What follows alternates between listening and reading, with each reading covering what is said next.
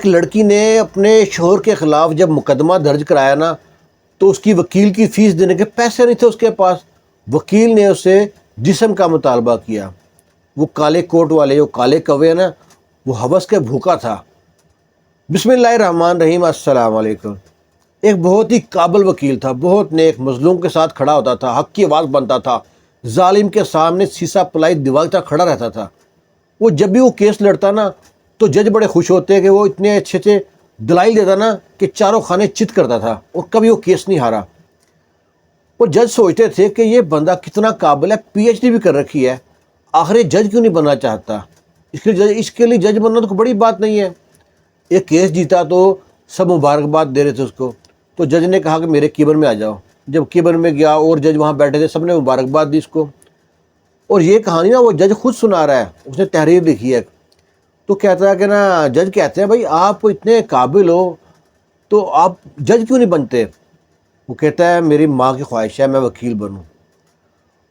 وہ کہتا ہے میں نا دیکھتا تھا جب بھی میری ماں نا نماز پڑھتی تھی تو دعا کے لیے ہاتھ اٹھاتی تو روتی اور آنسو آتے رہتے۔ ایک دن مجھ کو رہا نہ گیا، میں نے جا کے نا آگے ہاتھ کر دیے، ماں کے جتنے بھی آنسو میرے ہاتھ میں گر گئے۔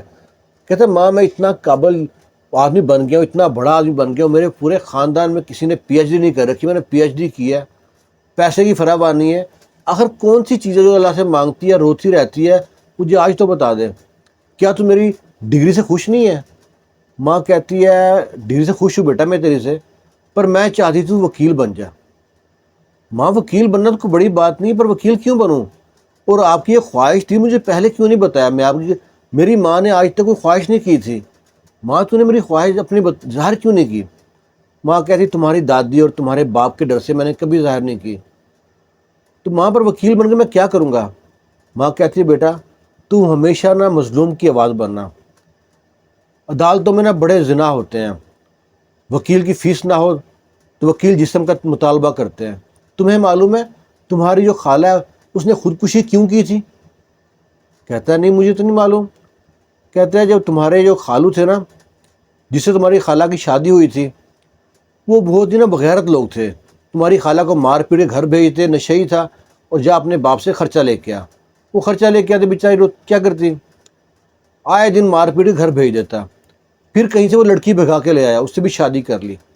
اب کہتا جا میرا بھی خرچہ لے کے اس کا بھی خرچہ لے کے آ۔ کہتا ہے ابو ہمارا بہت غریب آدمی تھا، وہ مزدوری کرتا تھا، جو کماتا اس کو دیتا تھا۔ آخر ایک دن پتہ لگا ابو کی طبیعت خراب ہے، بیمار ہے، تو تمہاری خالہ اس ملنے جا رہی تھی تو تمہارے خالو نے روک لیا۔ کہتے کہاں جا رہی ہو؟ خبردار گئی تو؟ کہتے میرے ابو بیمار ہے۔ کہتے مرتا تو مر جائے بوڑھا، چل اندر، تو اندر بھیج دیا۔ جب اس کو اطلاع ملی کہ تمہارا باپ مر گیا ہے تو خالہ نے کچھ نہ دیکھا اور گھر سے وہاں سے بھاگی ہے، ابو کی جگہ تدفین پہ پہنچی ہے، اور ابو کے پاس اتنے پیسے نہیں تھے گھر میں کہیں بھی کہ باپ کی تدفین کر سکیں۔ جو اس کے کانوں کی چھوٹی چھوٹی بالیاں تھیں نا، وہ بیچ کے باپ کی تدفین کی۔ تدفین کے بعد جب گھر آئی ہے تو شوہر نے مارا پیٹا اور طلاق دے گھر سے نکال دیا، تو میرے پوچھے بغیر گھر سے گئی ہے۔ بچے بھی، اس کو 3 بچے رکھ لیے، جو سارا سامان تھا وہ بھی رکھ لیا، کچھ نہ دیا اس کو، حق مہر بھی نہ دیا۔ اب یہ کہتے میری ماں یعنی تمہاری نانی اور تمہاری خالہ نے کیس کر دیا، عدالت میں کیس چلتا رہا، جو جمع پونجی تھی وہ سب ختم ہو گئی۔ جب وہ تمہاری خالہ کے پاس پیسے نہیں تھے نا، تو وکیل نے مطالبہ کیا اپنا جسم کا کہ میرے جو میرا اپنا جسم میرے حوالے کر دے، تمہارا کیس میں فری میں لڑوں گا۔ تمہاری خالہ کو بہت نا برا لگا، رات کو گھر پہ آئی، جب سب لوگ سو گئے تو اس نے پنکھے سے لٹک کے نا پھانسی لے لی۔ وہ ماں رو رہی ہے اور نا بہت برا حال ہے۔ ماں سے وعدہ کیا، ماں آج تو نے ظاہر کر دیا، مجھے پتہ نہیں تھا کہ تو کیا چاہتی ہے، میں وکیل بن کے دکھاؤں گا۔ کہتا دن رات ایک کر دیا۔ ماں جب بھی آتی دودھ لے کے آتی اور مجھ پہ نا آیت الکرسی دم کر کے پھونکتی رہتی، اور مجھ کو ایسے پر لگ گئے، جوش آ گیا کہ میں نے کچھ اچیو کرنا ہے۔ محنت کرتا رہا، آخر وکیل بن گیا۔ جس دن وکیلت کی ڈگری میری گھر آیا تو گھر میں ماں کا انتقال ہو گیا۔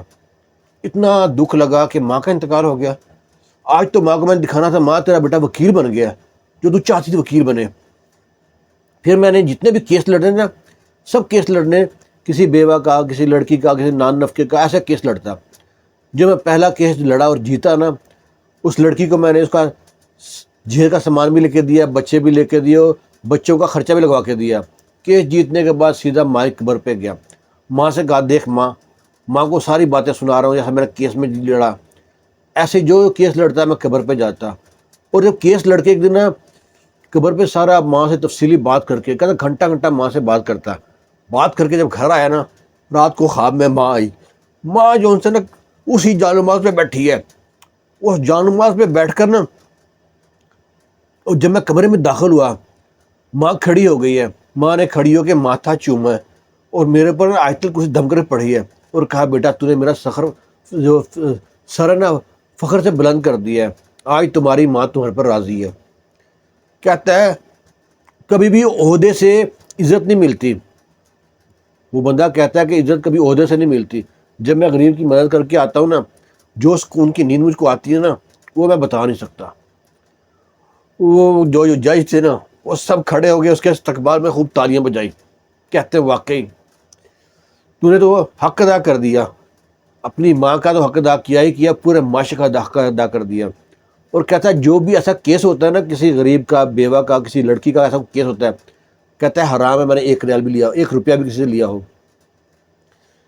کرو مہربانی تم اہل زمین پہ، خدا مہرباں ہوگا عرش بری پہ۔ یہ اس جج نے ایک تحریر لکھی ہے، وہ تحریر جو ان سے نا بڑی زبردست ہے، یہ تو میں نے سنا دی نا 5-7 منٹ کے اندر ہی، وہ تحریر تو کم سے 1 گھنٹے کی تحریر ہے، اس میں اتنے چھوٹے چھوٹے اس نے پہلو بتایا نا اس میں۔ امید کرتے ہیں آپ کو آج کی ویڈیو اچھی لگی ہوگی، اچھی لگی ہے تو لائک شیئر کیجیے گا۔ ماں جیسی ہستی دنیا میں ہے کہاں۔ مع السلام۔